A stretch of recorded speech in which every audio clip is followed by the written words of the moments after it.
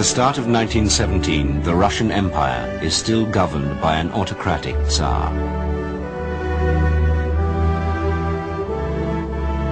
From his palace in St. Petersburg, one man rules over 170 million people, answerable only to God.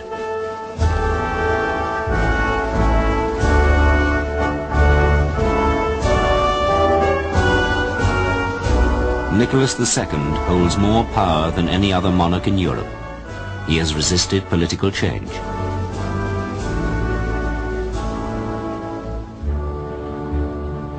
But the Tsar's days are numbered. Workers, discontented and hungry, go on strike in St. Petersburg.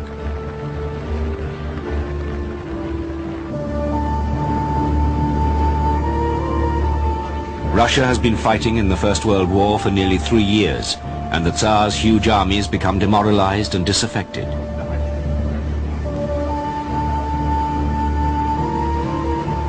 They've suffered defeat after defeat.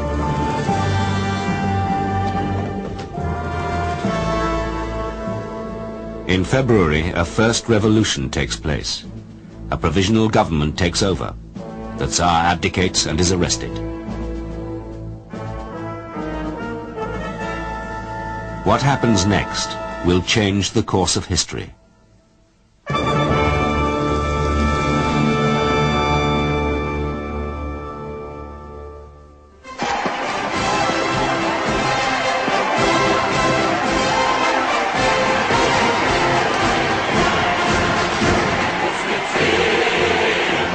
Russians believed they'd won their freedom at last.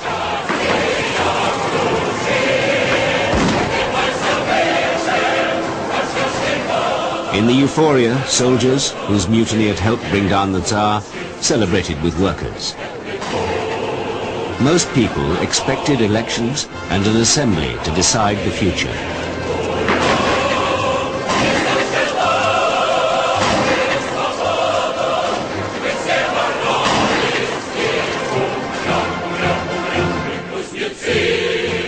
Lenin, leader of the small Bolshevik party, wanted more revolutionary change and his own type of Marxist socialism.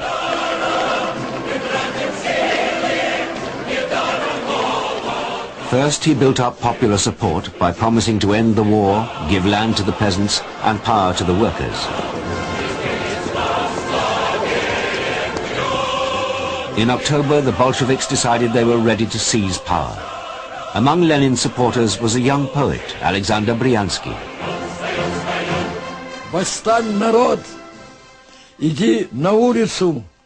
Take to the streets, rise up, raise your hammer, forge happiness for the world. End the bowing and scraping, go boldly, shine, rejoice.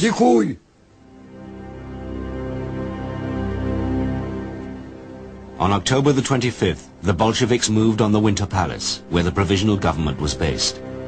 Bryansky was with them.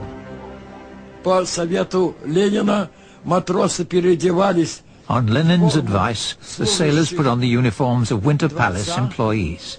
They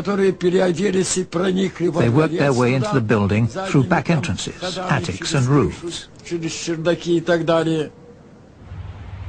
On a warship behind the Winter Palace, Bolshevik sailors waited to give a signal for the final stages of the coup. When the aurora fired, everyone rushed forward shouting hurrah. We climbed over the gates and broke into the Winter Palace. I was at the front. I ran up the stairs and stumbled into a big hall where there was a whole detachment of officer cadets with their rifles at the ready. I shouted, "Throw down your rifles!" And they threw down their weapons as if to order. They'd seen how angry we were. Later, the taking of the Winter Palace was reconstructed on film by the revolutionaries' own director, Sergei Eisenstein, in a highly dramatized version.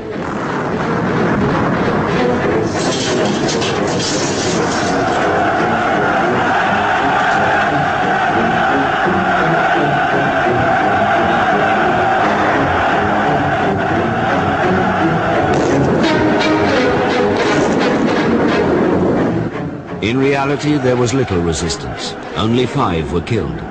But the film account of a mass storming helped establish a central myth for the revolution, a heroic story of how the workers seized power.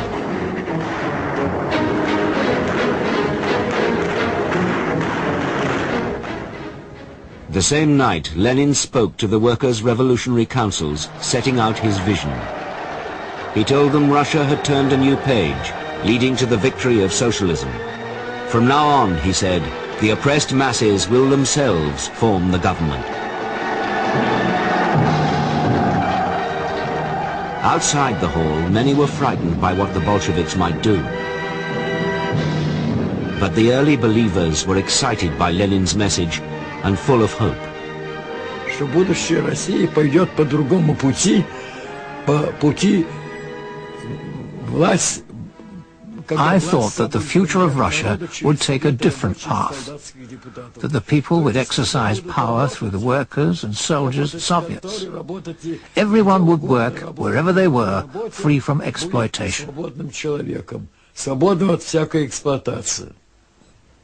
Мне нравилось, что эта теория обещает в будущем. What I liked was the promise of a happy, classless society in the future, in which everyone would enjoy all the good created by the society.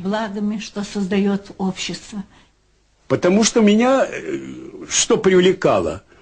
Справедливость. I was attracted by the idea of justice, equality between people, acting in the name of humanity. Действия всех наших структур ради человека.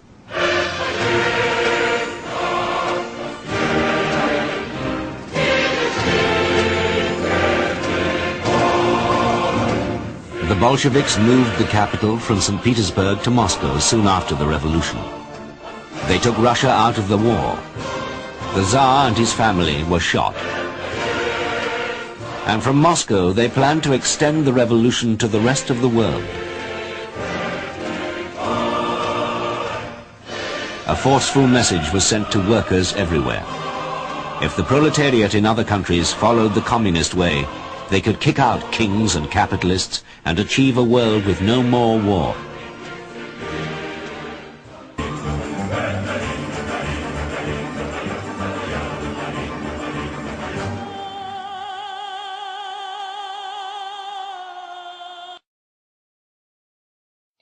After the war with Poland ended, it became possible to create the Union of Soviet Socialist Republics, or the USSR, in 1922. There were already 4 unions in the region, but at the beginning of World War II, that number increased to 15. Most of the Soviet Union lived in 3 large Slavic states, the Russian, Ukrainian, and Belarus Soviet Socialist Republic. After World War II, when the USSR expanded, several of the Baltic states, such as Estonia, Latvia, and Lithuania, joined in as well. The principle of the USSR was designed to solve the problem of nationalism. In the past, the Tsar had tried to deal with the problem through Russification, which was forcing groups of people to adopt the Russian ways. However, that only led to discontent and a deepening of nationalist sentiments. In the Soviet Union were 50 distinct nationalities. Each of the recognized nationalities had cultural autonomy, meaning they could have their own schools, speak their own language, and wear their own dress. Administratively, the nationalities each had a say in their government through the Soviet of Nationalities. But in reality, the Russians and the Slavs made up so much of the population that their voice overpowered many others, and the concentration of authority was severely limited to the central government.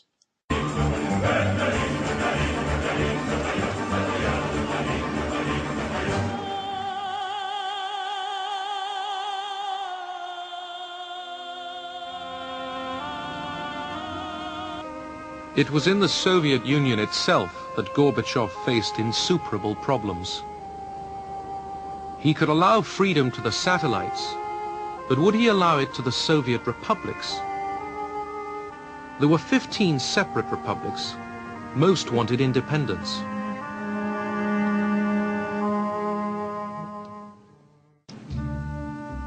Of the 15 republics of the Soviet Union, the Russian Federation was the largest.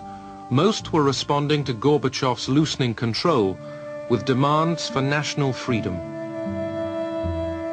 In the Baltic states of Estonia, Latvia and Lithuania, annexed by Stalin in 1940, the demand was total independence.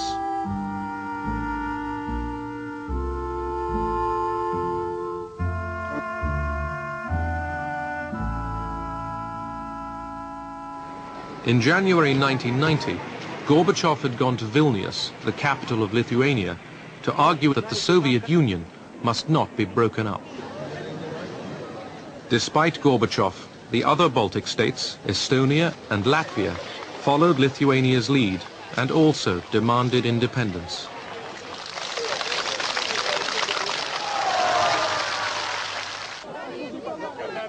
Boris Yeltsin had been Communist Party chief in Moscow. Popular, ambitious, he now used economic discontent to weaken Gorbachev and the Soviet Union.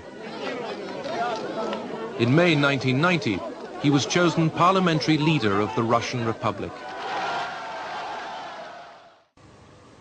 All that winter, Gorbachev was harassed by pressures from each side, for reform and against it.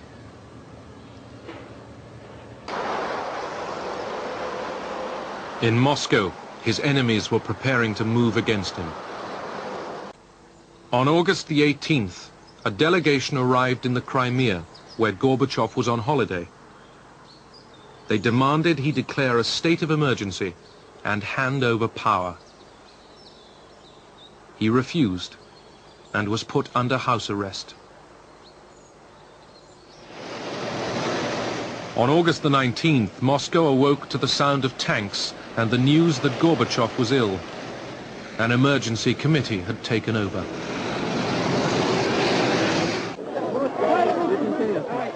In Moscow, confused and concerned, people began to gather at the Russian Parliament building, the White House.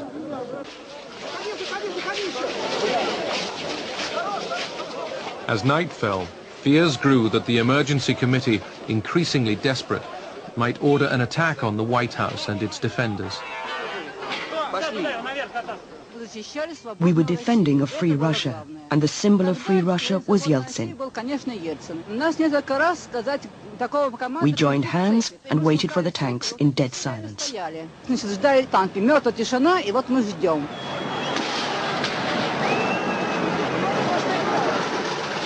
As the armored vehicles moved among them, 3 young men were killed.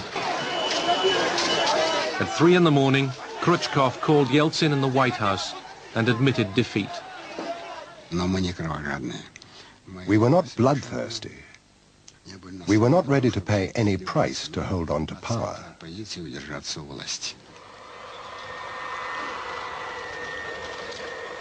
Yeltsin sent a plane to bring Gorbachev back to Moscow. He arrived early on August the 22nd.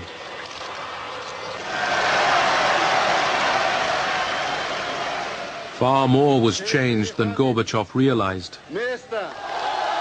Yeltsin was the victor and was now in command. The next day in the Russian parliament, Yeltsin rammed home his victory.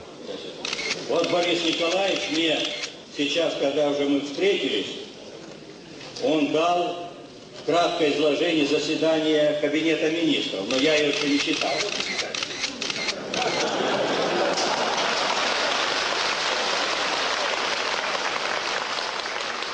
Humiliated by Yeltsin, and at last realizing that the Communist Party of the Soviet Union's role was finished, Gorbachev resigned as General Secretary.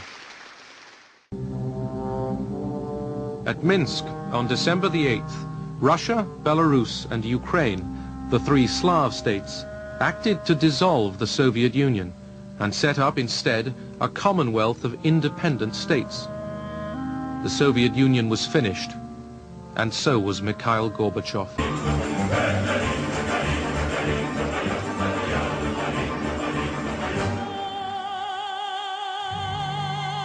Once the 4th largest body of fresh water in the world, the Aral Sea was a thriving region, supplying nearly 1/4 of the country's fresh fish.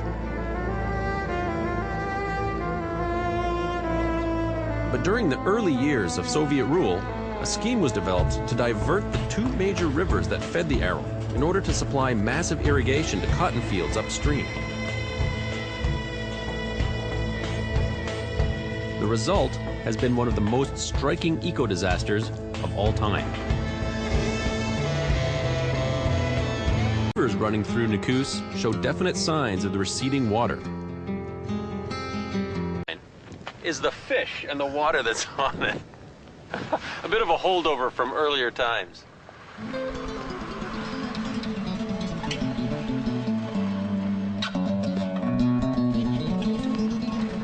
This used to be a very busy and prosperous fish cannery here in Moynick. Built back in the 1930s and ran until the late 1990s, but with no fish, no cannery.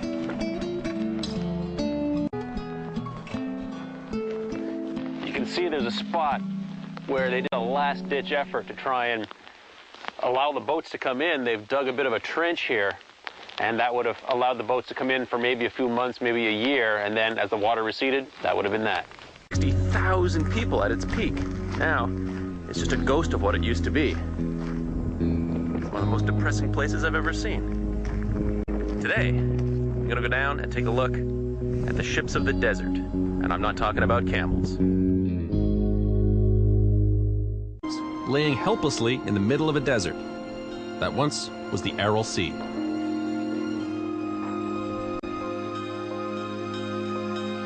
A huge water diversion project, masterminded by the government of the now defunct Soviet Union, literally choked off the lifeblood of this once mighty body of water. So when you were a boy, these ships were working every day? Yeah. What was that like? Yeah, and we swimming here because I remember Aral Sea here, this place. Where we're standing right now used to be many meters underwater. Yeah, usually original here 16 meters. 16 meters deep. 16 meters deep. That's a lot of water. Yeah. Now, how close is the water now? 150, 200 kilometers from really? here. That far? Yeah. And every year it's going a little further? Yeah, every month. Every month? Yeah. That fast? Yeah. Unbelievable. Yeah.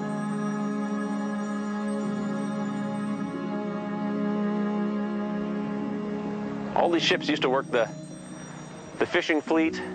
They'd go out every day, loaded up with fishermen. They'd come back loaded up with fish, supported the community here, fed a large portion of the Soviet Union. But when they decided to divert the rivers, this is what happened. If there's any one symbol that really represents the shrinkage of the Aral Sea, this is it.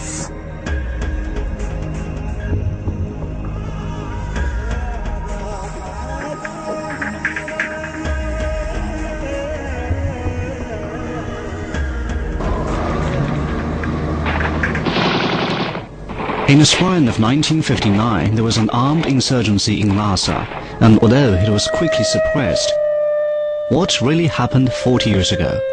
What deep-rooted reason is there for what happened then?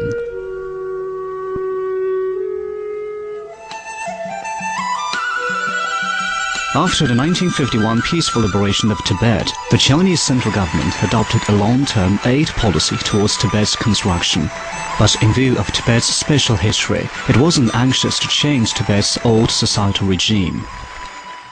In 1957, Mao Zedong, in his correct handling of contradictions of various types among the people's speech, clearly expressed, Tibet's democratic reform would take place at any time when we know how to deal with Tibet's mass majority and its leaders.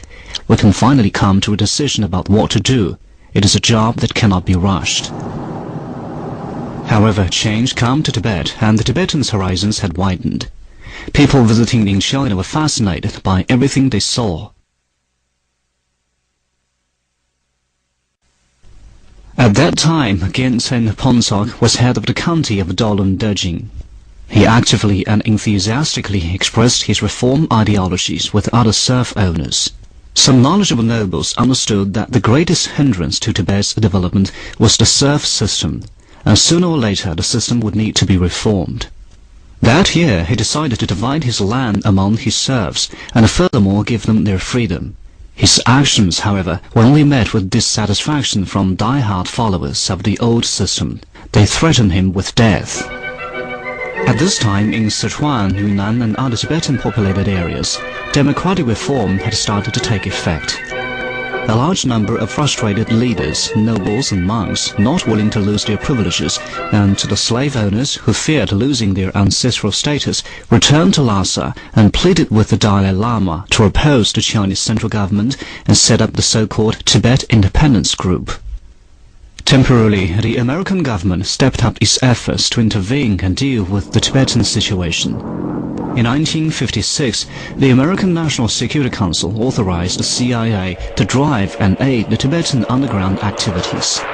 Their base of operations was located in the capital of Nepal, Kathmandu, from which it supported the guerrilla warfare operations. In 1958, the American financed armed insurgency operations in the Shannan area. In 1959, the insurgency had started in a place similar to this kind of location. The cause of the incident was something people simply could not have imagined. February of that year, the Dalai Lama said he would like to visit the Tibetan Military Area Club and see one of their new performances. On March 8th, the Dalai Lama confirmed that on the afternoon of March 10th, he would go to the Tibetan Military Area Church to watch performance. On the night of March 9th, however, rumors spread that the Liberation Army was on its way to arrest the Dalai Lama and Tibetan government officials. A large crowd crowded around the Dalai Lama's summer palace in Nobulinka, preventing the Dalai Lama from attending the literary performance. In the morning of March 10th, thousands of armed insurgents surrounded Lhasa. They killed and hurt a few Tibetan scholars, innocent bystanders, and publicly announced Tibetan independence. Within the 6 days after the public announcement, the Dalai Lama was trapped within the walls of Nobulinka. During this time, he wrote 3 letters to 3 respected Tibetan personnel. On the letter of March 11th, the Dalai Lama wrote, "Yesterday I decided to go to the military area and watch a performance, but due to the agitation from handfuls of bad people and the monks barring the way out, there's no way that I can visit. I don't know what to say and am very worried." The next day, the Dalai Lama wrote yet another letter. It said, "The reactionary group's illegal activities have given me immense grief and distress." On March 16th, Dalai Lama wrote, "At the moment, I'm employing clever methods here in the administration. In a matter of days, after I have sufficient amount of trust, I will head to the military area through secret measures." However, just on that day, the Dalai Lama, in trying to decide whether to leave or not, decided to talk to a higher being, who instructed him to leave quickly this evening.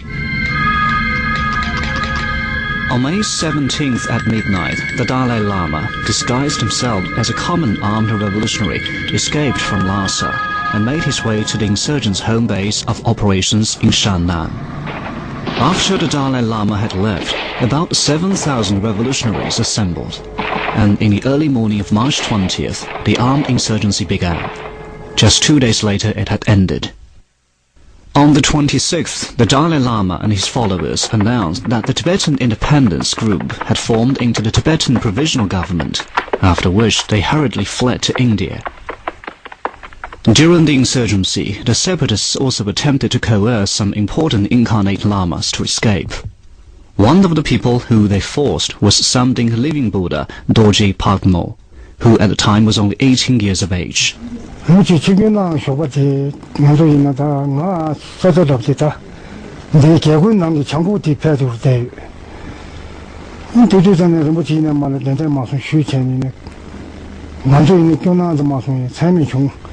The